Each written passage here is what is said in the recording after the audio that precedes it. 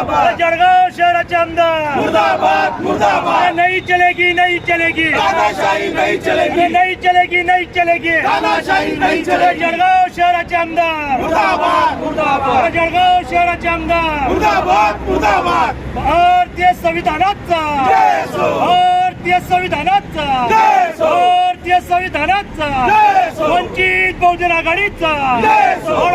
बाळासाहेब आंबेडकर आगे बढ़ो हम तुम्हारे साथ हैं. बाळासाहेब आंबेडकर आगे बढ़ो हम तुम्हारे साथ हैं. जळगाव शहराचे आमदार मुर्दाबाद मुर्दाबाद जळगाव शहराचे आमदार मुर्दाबाद मुर्दाबाद नहीं चलेगी नहीं चलेगी तानाशाही नहीं चलेगी. महाराष्ट्रात तसेच जळगाव जिल्ह्यामध्ये मागासवर्गीय घटकावर जे अन्याय अत्याचार होत आहे त्याविरुद्ध आज वंचित बहुजन आघाडीने आंदोलन छेडलेलं आहे. तसेच जे प्रस्थापित लोकप्रतिनिधी आहेत त्यांनी गव्हर्नमेंट कर्मचारी जे मागासवर्गीय आहेत त्यांच्यावरही अन्याय अत्याचार सुरू केलेले आहेत. जळगाव जिल्ह्यातील नगर रचना विभागाचे अधिकारी दिगेश तायडे यांच्यावर राजूमामा भोडे यांनी जो खोटेनाटे आरोप केलेले आहे प्रूफ नसताना एक घृणास्पद आहेत. त्यांच्यावर कुठल्याही प्रकारचे बेकायदेशीर खटले नाही काही नाही तरीसुद्धा त्यांच्या मागे लागून एक प्रकारे त्यांनी एक कट कारस्थान करून त्यांच्या मागे लागलेले आहेत.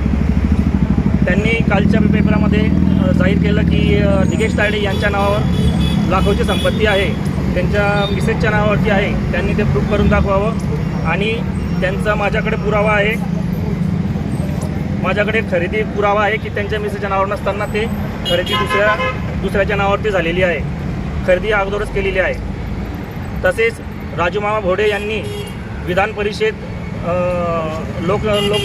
विधान परिषद विषय मांडताना त्यांनी आतापर्यंत जळगावच्या विकासावर कधीही बोलले नाही. जळगावचा विकास जनतेच्या प्रश्नांवरती, रस्त्याच्या विषयावरती, बेरोजगार तरुणांच्या विषयावरती कधीच अधिवेशनामध्ये बोलले नाही.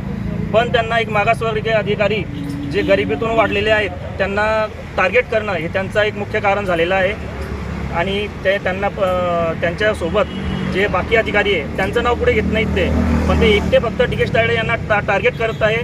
याच्यामुळे आज आंदोलन आम्ही इथे छेडत आहे वंचित बहुजन आघाडीच्या माध्यमातून. नाव काय आपलं? जितेंद्र केदार, वंचित बहुजन आघाडी युवा जिल्हाध्यक्ष. भाऊ एक मिनिट.